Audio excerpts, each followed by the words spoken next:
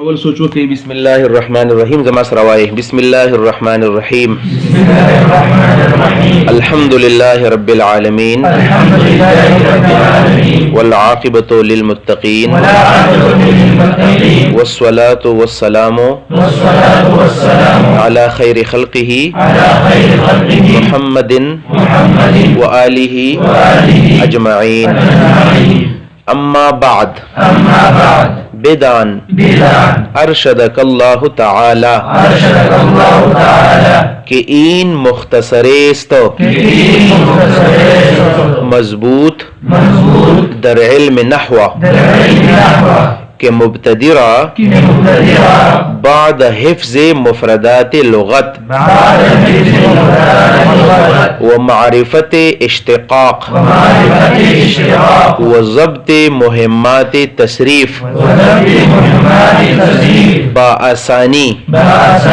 بکیفیت ترکیب عربی راہ نمایدو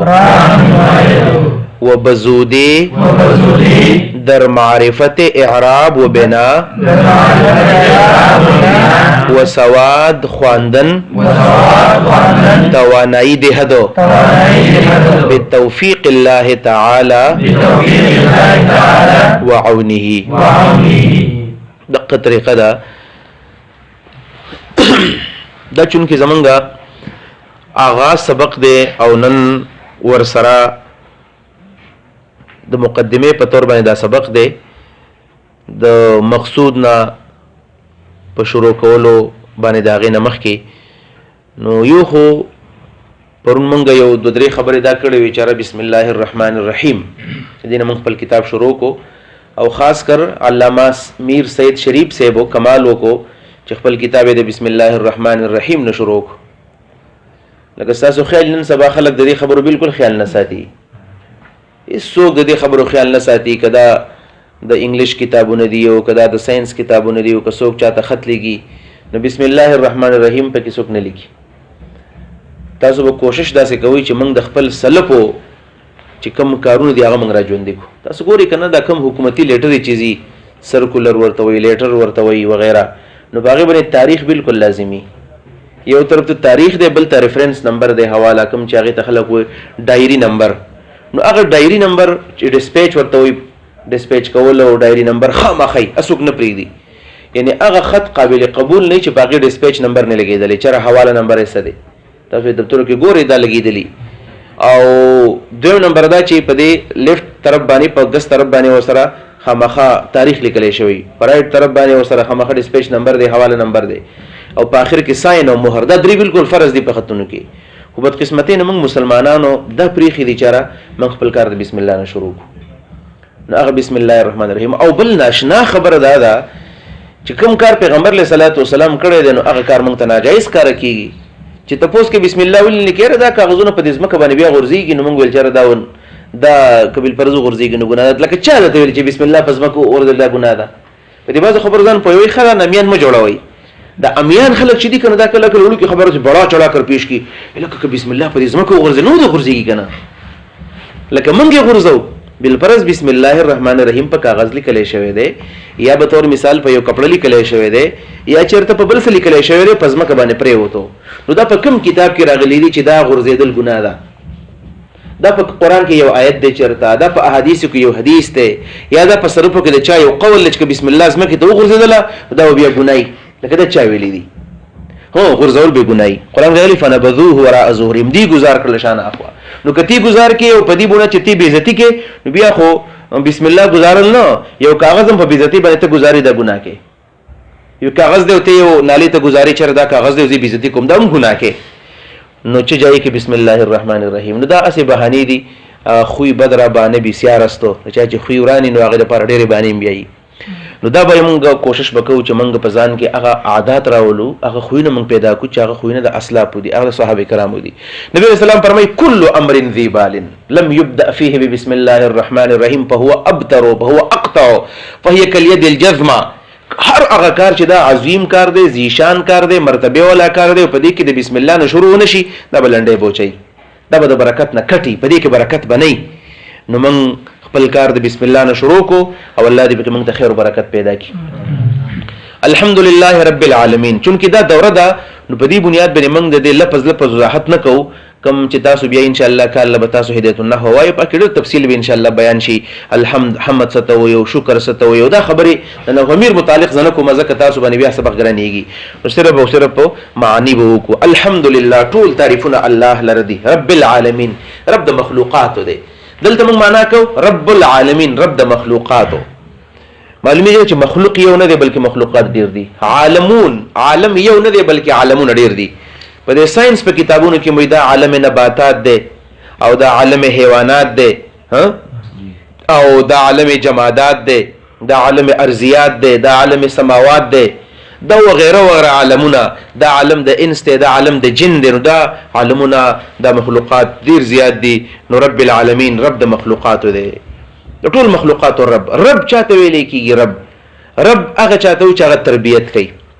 تربیت کرنے والا تربیت کون کی تو ویل کیږي رب تربیت کون کی څه ویل کیږي رب. یو خبره صرف دا چې دا رب چې دی رب د دې اطلاق صرف په الله باندې کیږي او کنه په هر چا باندې کیږي. ځکه تربیت خو موږ د ماشومان کو دا اولاله کان تاسو ناسي د ثانیه لکان ناسي نو موږ تاسو تربیت کو اساتذه کرام تاسو تربیت کوي نو اې د استاد تم رب ویل کیږي. نو سوال دا دی چې د رب اطلاق په خالق باندې یوازې کیږي او په مخلوق باندې کېدی شي. نو علماء دا خبره کړې ده چې رب کله بغیر د اضافت نه ذکر شي تشوي چې رب نو تشرب بغیر د اضافت نه چې دا مضاف الیه وسره نه ذکر شوی لکه رب العالمین نه دی ویلې شوی. رب الفرس رب معنا دا مالک رب څه معنا دا مالک ټیک شو. خداون خدای چې ورته منګ وایو خداون. نو رب معنا سو خداون خدای مالک اختیارمن. نو رب العالمین اختیارمن او پالون کې او مالک د مخلوقات. رب البیت د کور مالک. رب الفرس د اس مالک. رب الجوال د موبایل مالک. رب الكتاب د کتاب مالک. رب المنزله د میز مالک. رب الصبوره د ریبورډ مالک. رب الوساده د بالغ مالک. رب الفراش په یک به خبره باندې کنه دا رب. خو که دا رب چرته مضاف الیه نه بغیر ذکر شو رب نو بیا علماء چې به صرف داغه اطلاق په الله باندې کیږي بل چا طرف نه ویل کیږي. رب صرف الله دی. خو که رب سره د مضاف الیه ذکر شو نو بیا بنده تم ویل کیږي لکه رب البیت مو لکور مالک مر رب المال تاسو ان شاء الله په دې قدرت کې وایي به ویل رب المال چې مال دغه رب المال ویل کیږي. نو دا مضاف الیه چې وسره کله ذکر وي نو بیا با دغه ته صرف الله چې وسره ذکر نو بیا مخلوق باندې مطلق کې دي شي او په خالق باندې کې دي شي. او کله چې دا مضاف الیه وسره نه ذکر نو صرف او صرف بیا غره په الله باندې اطلاق کیږي. نو رب العالمین چې رب د ټول مخلوقات لري والعاقبۃ او انجام للمتقین متقیانو د پاره دی انجام د متقیانو دی. موږ وایو لكل شيء ابتداء وانتهاء د هر شی د پاره ابتداء هم د انتها ولهم ده. کوم شی د پاره چې ابتداوی کنه کوم شی جوړ شوی دا د پاره انتها وي د هر څه لپاره انتها ده. نو دا لکه ټول مخلوق دې لپاره ابتدا شته الله جوړ کړی نو انتها خو د هر چا لپاره ده. لہذا دا انجام خو یوازې د متقینانو نه دی بلکې دا خو د متقینانو هم دی او د کفارو هم دی او د بدانو هم دی. لکه انجام د هر چا کنه د هر چا انجامي لکه مرګ په من ټول باندې راځي کل من علیها فان هر یو کس بمري انس او جن دا ټول ختميږي. نو آخرت خو د نیکانو د پاره هم دی د بدانو د پاره هم دی د انسانانو د پاره هم دی د پیریانو د پاره هم دی. نو والعاقبۃ للمتقین سمانا شو بیا چې انجام د متقینانو دی ول بل چې انجام نشته دا خو بیا مزيدي دا خو د بیا خو د کافرانو هغه اعتراض ټیک دی چې بس د موږ د یو مرګ دی بل مرګم نشته بل جنم نشته او چې کله مړ شو خبره به ختمي نو بیا خبره ټیک شو چې متقین جنت ته لاړ شي موږ د جنت غواړو نو وایو دې څه کنه چې متقین د پر انجام د زیری جنت موږ د جنت غواړو نو د قبر عذاب بیا نشته او بیا آخرت کې عذاب نشته بس مزيدي. نو جواب دار چې نه انجام د هر چا د پاره دی ټول بل الله ته ودرېږي. ام منکم الا واردها ټول به جهنم په دې پوره سورات باندې پوری وزي هر یو کس په پوری وزي نیکم او بدهم او کان علی ربک حتما مقضیا دا فیصله یقینا شوی دا شوی د فیصله. نو جواب بداو ګدل ته یو لپس پټ دی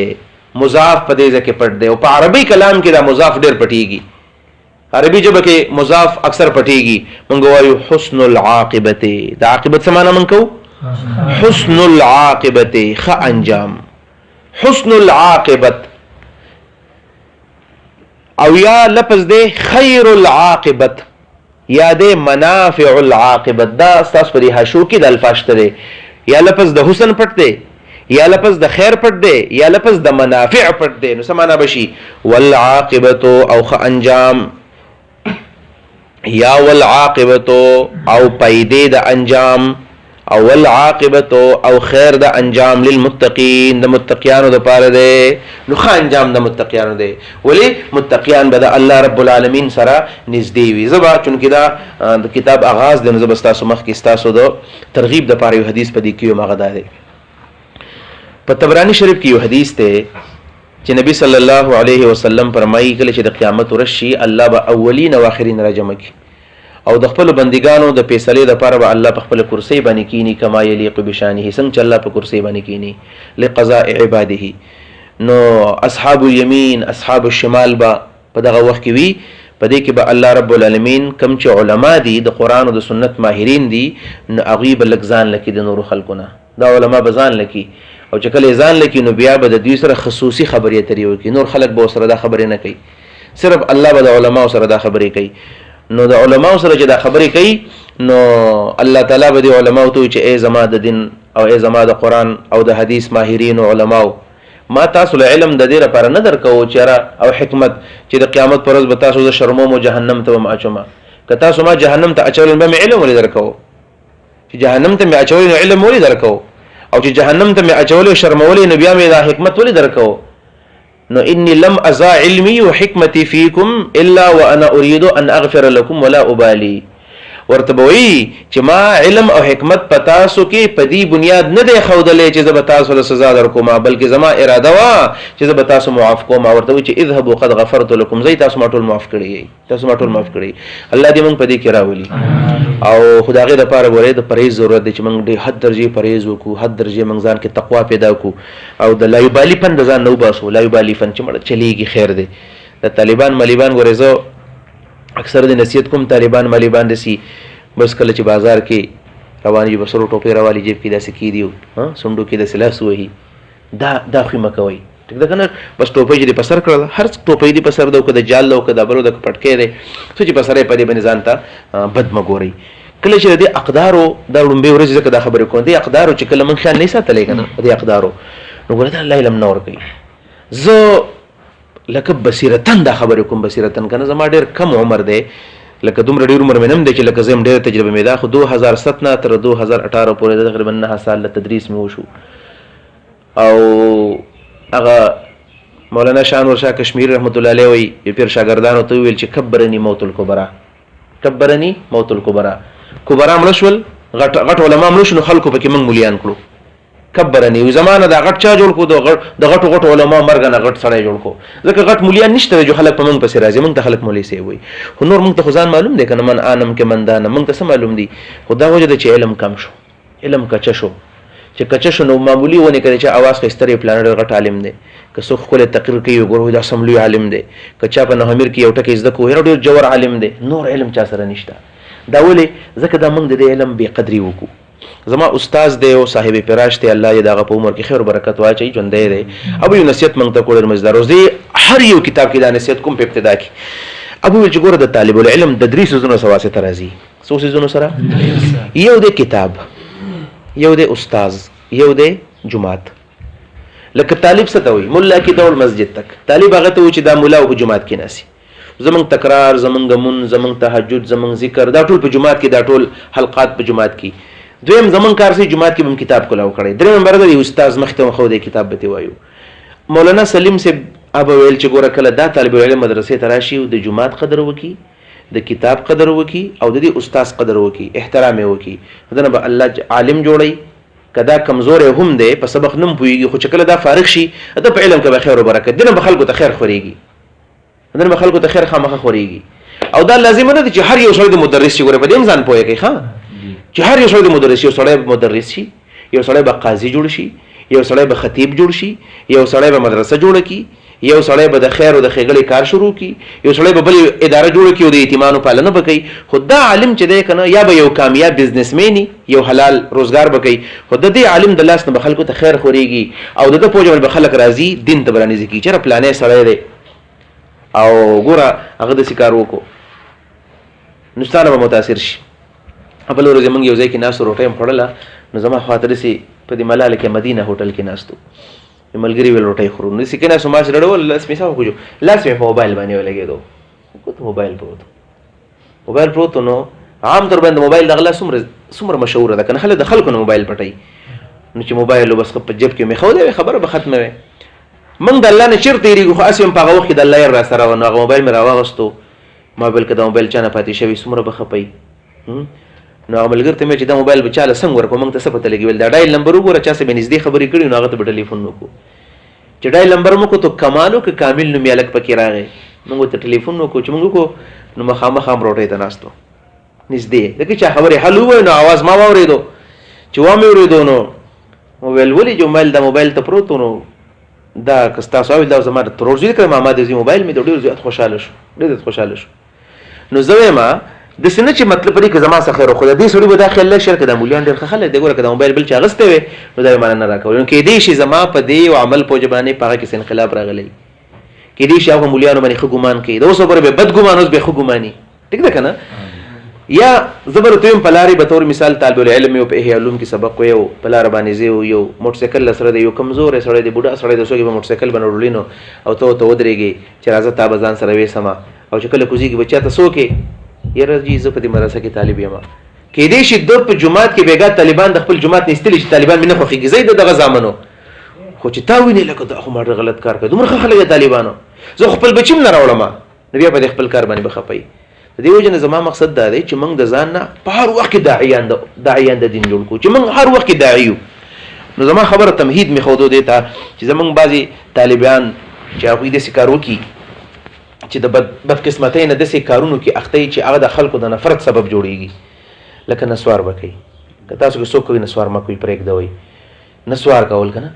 نسوار چې کوي نو څه چل به کېږي؟ نسوار چې کوي نسوار خو حرام شی دی، ناجایز شی دی، څوک ورته ناجایز وي څوک ورته حرام وي، زه حرام دي. کل مسکر خمر و کل مسکر حرام. نبی علیہ السلام وی هر مسکر شی خمر دی او هر مسکر چې کوم شی نشه ورکوي دا شراب دی او دا حرام دی. خو چې ته نسوار کوې نو ته بل چاته ته په نسوارو تقریر نشي کولی، بیا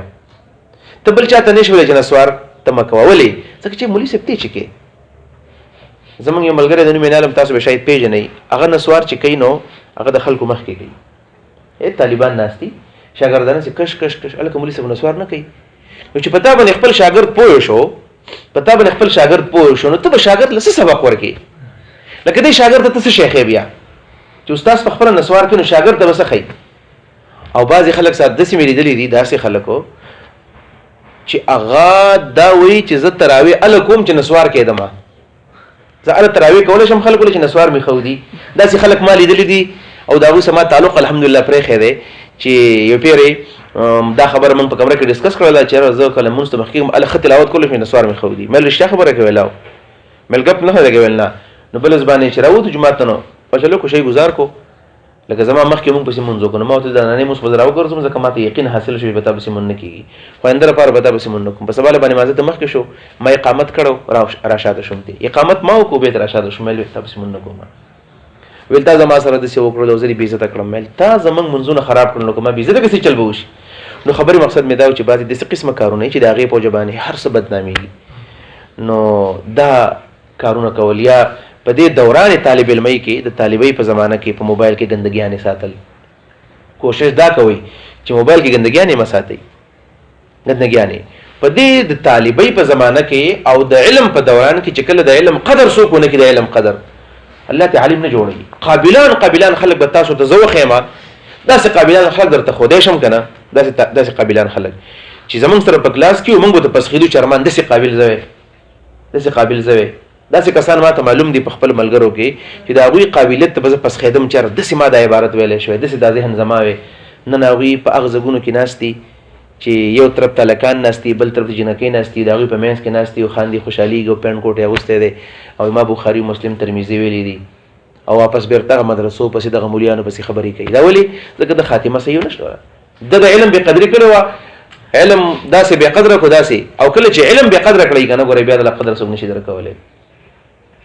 مولانا مودودی سی یو خوري خبر کړل دا غستا سویم کنه ګوره وای لکه عام طور زمنګ ذهن کې دی چې دا تعلق بالله به دی ته د الله سره تعلق چیرې سړی په خوب کلی خوبونه وای نه چرته یا په هوا باندې لوزي او یا بدای چاره بس دا بده شي دته په کشف بشپ کی مولانا وای نه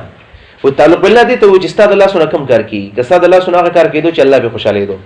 استاد سترګونه الله هغه کار غستو چې الله به خوشاله دو استاد خپونه الله هغه کار غستو چې الله به خوشاله دو پوه زما د الله سره تعلق دی پوهیږي په خبره باندې خو که استاد الله سو د خپو د سترګو د غوګونو نه هغه کار غسته کیدو چې باغی الله خپه کیدو او خو خپل پټ کېم دیواله د خپل ګرم دی پرې کېدو په نه امریکم ناشته استاد تعلق بالله نشته دی ځکه استاد الله سو خپونه هغه کار نه غسته کیږي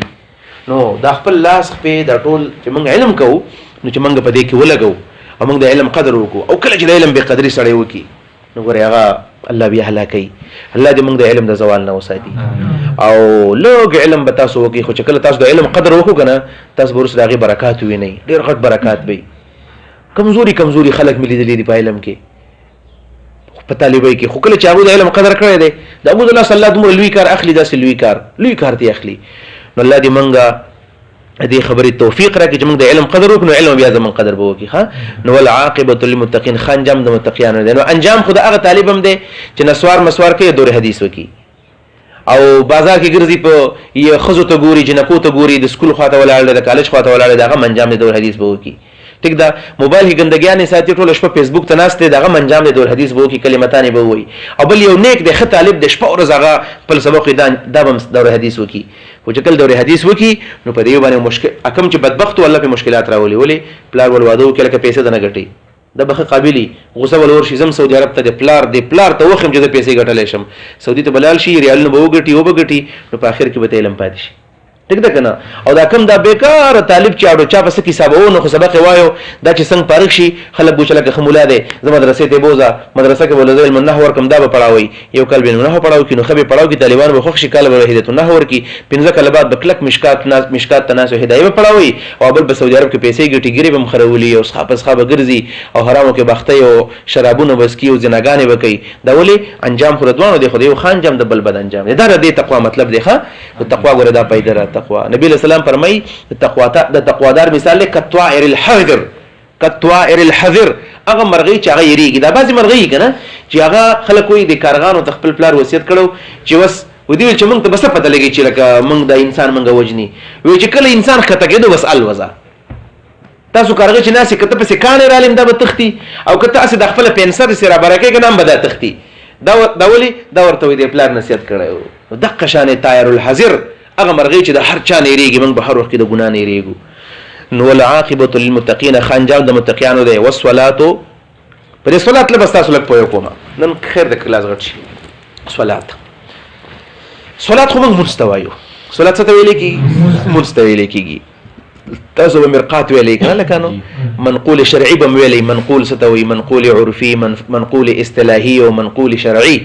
کناقل عرف او هغه ته منقول عرفي او کناقل شریعت او هغه ته منقول شرعي او کناقل چرته اصطلاح او هغه ته منقول اصطلاحي وي کنه په دې کې دا صلات خو او منقول وي ستا چې لفظ معنا یې په بل کې مشهور شي نسی کنه او د صلات معنا خو منځ نه دی خو مشهور شوی دی کې ته منقول شرعي ویل کېږي او دا اجرا په دې کې ټیم په ټیم کو خلک خجي اوس دل ترازو دیتا چې صلات وي ستا صلاتو وي ستا يا إن الله وملائكته يصلون على النبي يا أيها الذين آمنوا صلوا عليه وسلموا تسليما صلوا عليه ها صلات اول ګورو چې دا صلات لفظ جوړ لسنه دی نو عربوي دا صلات لفظ جوړ له د تحریک الصلوین دا څنګه جوړ له تحریک الصلوین تحریک خزول صلوین کوناټو ته ویل کیږي تحریک الصلوین معنی کوناټي خزول دې ته په لغت کې صلات وای په لغت کې صلات وای په دې مسلم خلک دا چل کوي کنه ها خامخه به خلک خوځي را خوځي کنه نو تحریک الصلوین نو اغسته شو دې معنی نه دا غوري بعضی خلک وای د صلات معنی تحریک الصلوین ساده سړی دا معنی نه دا جوړ نه دی معنی ساده د صلات خپل معنی د دعا سره معنی لکه طالب جانا صلات دعا ته ویل کیږي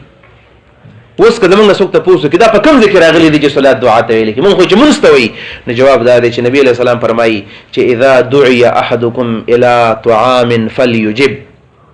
چې کله تاسو له څوک د ډوډۍ دعوت درکړي نو خامخا به قبله یا سړی ډوډۍ دعوت به نه رد کوي هو که چېرته پکې ګناه وه هغه ځای کې ډمې ګډېدلې هلکان جنکې یو ځای ګډېدل بیا مه ورځول بل یو ځای کې واده و ګاونډیانو واده و خو موږ له ورنه راغلو ځکه د ماښام نه پکې هلکان جنکې یو ځای ګډ شي هغه واده له موږ ورنه ورلو ښه خپلوانو داسې ودونه مه ورځئ الله بدل بل ځای خوراک درکوي بیا نبي علیه السلام فرمایي چې ان کان مفطرا فلیأکل که بوزی نو خوراک دی وکړي زیبا که بوزی خوراک دی وکړي او ان کان صائما فلیصلی او که روژه و نو هلته دې څه وکړي دعا وکړي دلته دا معنا مه کوه چې که روژه په مونځ دې ورته ودرېږي نه ان کان صائما فلیصلی دعا دې وکړي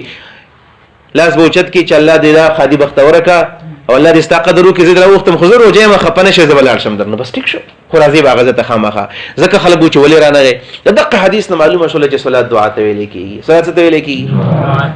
دلته پکې زه بله خبره وکړم د منکرین حدیث په دې پاکستان کې او په هندوستان کې فتنه ده چې حدیث نه مني او د حدیثو ناشنا تعویلات کوي سوی حسبنا کتاب الله بس کتاب الله پوره دی که نه د جماعت المسلمین په نوم باندې یو فرقه چلیږي په دې وطن کې وایي چې یاره بس د الله کتاب کافي دی او حدیثو څه ضرورت دی قرآن کې الله فرمایي چې تبیانا لكل شیء په دې کې د هر څه وضاحت دی نو حدیث څه ضرورت دی موږ ورته وایو چې که حدیث د مین نه وباسي نو ګوره بیا به خلک څه بیا به وایي دغه نه کې دا بیا به شین نه کې څنګه بیا شین نه کې ځکه ته به د کتاب معنا ته به د قرآن معنا کې د قرآن معنا چې کوي نو څه معنا شوله صلوا علیه یقیمون الصلاة بالفرض که دا معنا مونږ یقیمون الصلاة مسلمانان هغه دي چې دا څه کوي صلات کوي نو څه مطلب مسلمانان هغه چې په جومات کې ناست ډانسونه کوي کوناټي خوځوي په دا معنا مونږ کوو که نه مونږ ته خو پیغمبر چې الله ښودلی چې صلات مونځ ته ویلی کېږي مونځ دی خو بالفرض سره پیغمبر ته مین نه وباسي بیا د یقیمون الصلاة څه معنا کوي چې جومات ته راشي او بس دغه ډانسونه وکوي په جومات کې به خلک بیا رقص کوي ګډېږي به نو پیغمبر مونږ ته چا نه ښودو که نه د پیغمبر نه چېرته نو بیا به مونږ چېرته هم په څه باندې نه پوهېدلی او ګډې وډې به مې ویلې لهذا نو حدیث ضرورت شته والعاقبة للمتقین والصلاة بیا دا خبر یاد ساته چې ویلې کېږي دعا ته خو دا صلات لفظ مستعمل دی او دا نوم دی د پاره د رکن مخصوص په ارکان د اسلام کې دا صلات نوم دی یو مخصوص نوم دی په ارکان اسلام کې دی یو رکن چې ارکان اسلام پنځه دي کلمه طیبه منځ روژه حج او زکات په هغه پنځو کې یو منځ دی او اهم عبادت دی او دا بیا شو د دې سره سره بیا موږ وایو د صلات څلور معنی دي یعنی په نسبت باندې د دې معنی بدلیږي کله صلات نسبت موږ چېرته وکړو بنده ته بیا ته مراد څه دی دعا لکه صلات شهاب منیر شهاب منیر دعا صلات صبغة الله صبغة الله دعا ټیک شو او کله دې صلات نسبت چېرته وشو الله ته صلات الله ان الله وملائکته یصلون الله صلات کې الله منځ کوي الله منځ کوي نه د الله د صلات نسبت چې الله ته وشي بیا ته د رحمت نزول مرادي نزول الرحمه چې الله رحمت نازلوي او کله دې صلات نسبت چېرته وشو فرشتو ته ان الله وملائکته یصلون فرشتو ته نسبت وشو بیا د دې معنا مونږ کو استغفار ځکه فرشتي بندګانو لپاره استغفار غواړي او څلورم نمبر کې د صلات نسبت وحوش او طيور وحوش ویل کی دی غواګانو ګډو بيزو زمرو ته دې ته وحوش وي وحشیان او طيور مرغۍ لکه چنچنه صلات العصفور د چنچنې منځ نه چنچنې سو نو که وحوش طيور ته وشو نو بیا تسبیح او تهلیل ته مرادي تسبیح معنا سبحان الله تهلیل معنا لا اله الا الله نو صلات العصفور د چنچنې منځ معنا د چنچنې لا اله الا الله ویل صلات العصفور چنچنې منځ کو نه چنچنې لا اله الا الله ویل او یا معنا صلات الابل د اخ د اخ منز د اخ منز نو اخم د اخ سبحان الله ولا د اخ لا اله الا الله ولا صلاه الذئب د زمری صلاه د زمری منزو زمری منزونه نه کوي په دې خبرو تاسو پوهیږئ نو صلاه نزول رحمت وی والسلام والسلام سلام خو پیژنې کړه السلام علیکم ته ویل کېږي او سلامتیا ته ویل کېږي د عذاب نه امن د عذاب نه سلامتیا د بیماری نه سلامتیا د کنزل نه سلامتیا د بیزتی نه سلامتیا هر څه والسلام والسلام دی علی خیر خلقه په غور مخلوق د الله باندې على خير خلقه خلق معنا مخلوق خیر غوره په مخلوق د الله کې چې کوم غوره دی په مخلوق د الله کې غوره څوک دی نبی صلی الله علیه وسلم په مخلوقات کې د ټول غوره نبی علیہ الصلوۃ والسلام دی والسلام علی خیر خلقه سلام دی په غوره مخلوق د پیغمبر الله تعالی کې چې نبی علیہ الصلوۃ والسلام دی په مخلوقات کې غوره دی محمد جنوب محمد دے صلی الله علیه وسلم. دلته وسلګ شانی اجرا تاسو نه غواړم دا محمدن توجه وساتئ. یو خو یاد ساتئ چې د پیغمبر خدا دوه نمونه مشهور دي، محمد او احمد. یأتی من بعد اسمه احمد، احمد لفظ هم دی او محمد هم دی. نو محمد ته محمد ویل کیږي، محمد صيغه د صدا، نو حمد يحمد تحمید فهو محمد، وحمد يحمد تحمید فهو محمد. دا باب تفعیل دی، باب تفعیل کې د اسم مفعول صيغه ده. نو محمد معنا دا هغه څوک چې دا هغه حمد او صفت کیږي په هر ځای کې. نبی رسول الله محمد فی السما هم دی، محمد فی الارض هم دی، پسمان کې صفت کیږي، پزمکه کې صفت کیږي محمد. نو دا معنا شوله په دې خبره باندې. او کدا احمد شي نو احمدو احمدو افعلوا افعلان افعلون افاعل فعل فعليان فعليات فعل اسم تفضیل لیکن نو احمدو معنا سره احمد د الله ډیر تعریف کوونکې. نو نبی له سلام ډیر تعریف کوي کنه، رسول الله رب السوق تعریف وکړي. نو احمد او محمد پکې یاد ساته. دوه د پیغمبر خدا نمونه دي ګوره، و آله د پیغمبر خدا په آل باندې دي سلامي او درودي او نزول د رحمت دی وی. آل سوق دی، آل یو لیکيږي عترة النبي صلی الله علیه وسلم ته. عترة النبي دا پیغمبر خدا اولاد د پیغمبر سو بچی دي و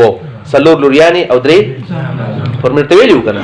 قاسم ابراهیم او عبد الله د زامن دي، زینب رقیہ ام کلثوم او فاطمه د لوریانی دي رضی الله تعالی عنهم. دا لوریانی دي عترة النبي. دویم نمبر آل لیکيږي حسن حسین علی فاطمه ازواج مطهرات، دا ټول دته لیکيږي آل د نبی علیہ السلام. آل د نبی علیہ السلام کم دي؟ ازواج مطهرات حسن حسین علی فاطمه، دته آل د نبی علیہ السلام وي. او دریم نمبر نبی علیہ السلام کل تقی و نقی فهو آلی. کم سړی چې پرهیزګار دی زما آل دی، بس چې کوم سړی ښه عالم دی، ښه مولا دی، ښه تقوادار دی، بس دغه زما آل دی. نو کل تقی و نقی فهو آلی، هر پرهیزګار او هر تقوادار د زما آل دی. نو آله کې بیا ټول رل ها وایي په خبره باندې. حسن حسین شیگان یو شعر وایي کنه، تا شیگان کتلی شیگان په دې د پنجا غولک په دې امام بالا باندې پنجه لګیدلی، پنجه د موټه د قصیده وایي په دې پوسټر باندې پنجه لګیدلی. او چې زمونږ بس 15 کسان زموږ لپاره کافي دي. سوې لی خمسه اطفی بها حر الوبا المجتبى والمرتضى وابناهما والفاطمه. چې 15 کسان دي زما او پاغه باندې د وبا اور بزوجنما. کم المصطفى یو پیغمبر دی، والمرتضى یو علی مرتضی دی، وابناهما دوی زمن حسن حسین، والفاطمه بل فاطمه دي. دغه 15 منی بل نه مني. نه پیغمبر خدا یو لور منی نور نه مني، ونور لري نشته. دغه یو لور شیګان منی بدبخته. او په صحابه کې دغه یو علی سي ډېر وخت نور سره ارتباط نه لګي. مونږ وایو نه لی خمسه نو زمونږ لپاره ټول دي، ټول صحابه کرام، ټول ازواج مطهرات، ټول عترة النبي زمونږ ټول په شریکه باندې وخت دي. په خبره باندې اجمعین معنا په ټول باندې، اجمعین په ټول باندې. یعنی په صحابه کې زمونږ د سنې چې پلانم بلی شو پلانم خوښ دي، ټول صحابه کرام خوښ دي، ټول بیان د پیغمبر خوښ دي، او ټول خاندان د پیغمبر زمونږ خوښ دي. دا هغه خطبه شولانو الحمدلله رب العالمین. ټول تعریفونه الله رضی رب العالمین چې رب د مخلوقات دی، الرحمن والعاقبه او خ انجام للمتقین، متقینو لپاره دی. والصلاه او نزول د رحمت دی، والسلام او سلام دی علی خیر خلقه په غره مخلوق د الله باندې محمد چې محمد صلی الله علیه وسلم دی، او آله او په آل د نبی علیہ السلام باندې اجمعین په ټولو باندې. اما بعد هر چی ورستو ردی خطبه نه، د خطبه نه بعد را سره وای خزک د الفاظ لګران دي. بدان پوهشا د څه بنوي چې بدان کې ودانګا دوټه کې مشهور تاسو بیا مولیان کېږي. نو چې څنګه سلیم ولې سي خو استاد زما الله دی ول صحت ورکیا به ویلو ویل طالبانو ویل زما سبق سم اوري ویلو وې چې دا پلیتی خبره دا خبره ډېری کوي دا غب شپ دا ویل کدا غنده خبره کوم دا یادوي کنه، او لاټي خو بخامه یادوي چې شعر یې مغم یادوي کنه. نو یو ورځ یو شعر وایو زر وایو ویل پتا څو کې چاته یاد شو مل مليسب کې یو ځل بیا وایو زبیات کوم استاد سر ته ګورو ته بیات کمل تی وایو ځل چې وایو مې له څه واښه چې ما وایو نو دغه شوي خندل وې ته ډېر رواني نه په دا ناشنا شو نه شعر دسه دی وی زر الفاظ زول وي اشق شق شقين شمقين شمق شمق شق او زاغن زغزغن زمغن زمغ زمغزن دا څه شی دی مل تی ځل بیا وایو زما ځین الحمدلله خو پټیم کې ما یاد کو ما ته ډېر شیطانی ها نو دا قسم شعرونه به ویلو. او یو خبره کوله ویل ګوره دا ځکه یاد کړي چې کومولیان نشي کنه ویلو خيار امیان خو نه جوړ شي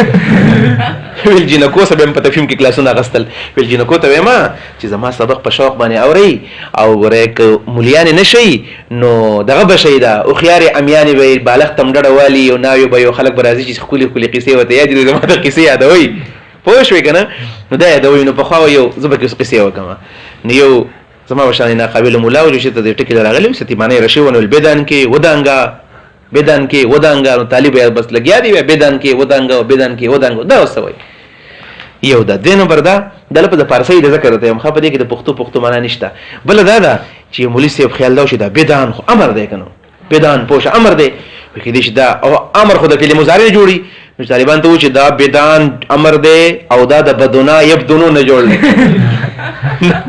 کرومو باب دی د بدونا یبدونو نه جوړ خو بدن فارسی لپاره رقم نه بدونا یبدونو پکې راغی اوس پوه شوي د بدونه بدونو نه نه جوړو د ودانګم نه جوړ بدن معنا پوهشا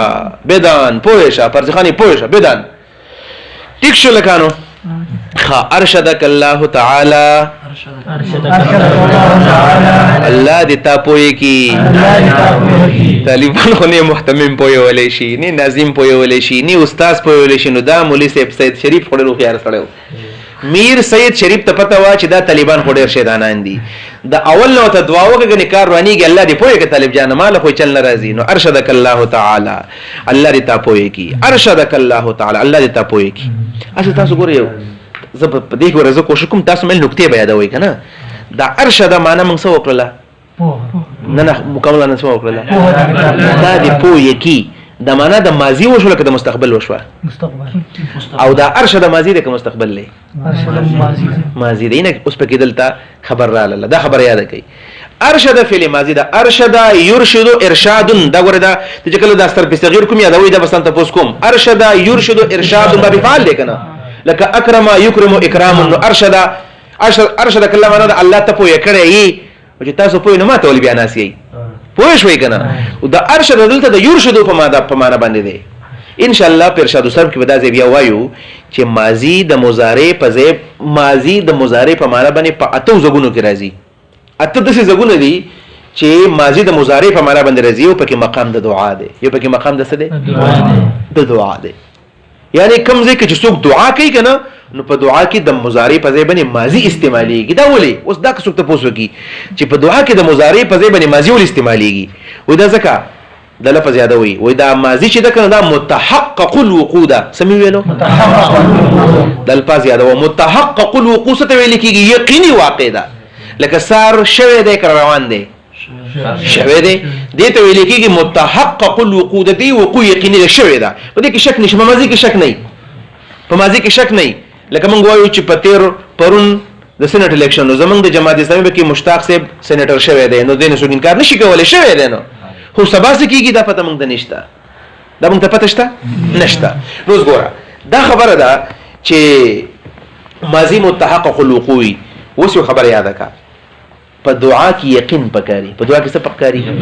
وای کله چې د الله نه غواړي کنه د دعا په آداب کې یو ادب دار شي دا په یقین سره غواړي ته یا الله مال علم راکا او دا یقین وکړي چې الله ور علم راکړي دا یقین وکړي او کته چې الله راکو پته نه راکړي ونه راکړي دا دعا نه قبليږي بیا په دعا کې یو ادب دار په یقین سره وکړي الله علم را راکا الله خزر را راکا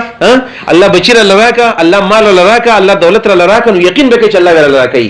نو دا یقین دا معنا په ماضی کې شته مضارع کې نشه مضارع پته نه لګي نه نبی رسول الله صلی الله علیه وسلم یو واده کې ناس ته یو ماشوم جنې سندره ویله او فینا نبی یعلم ما فی غدی سمانا ده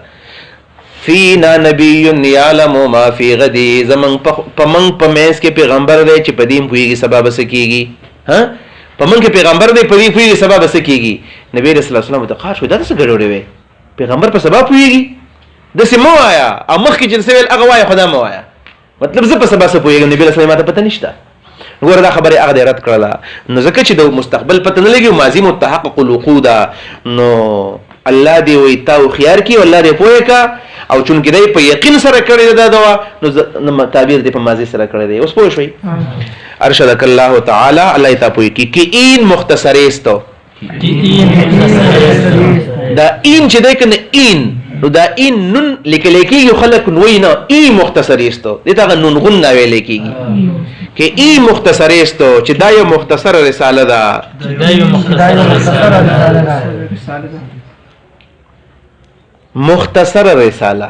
مختصر رساله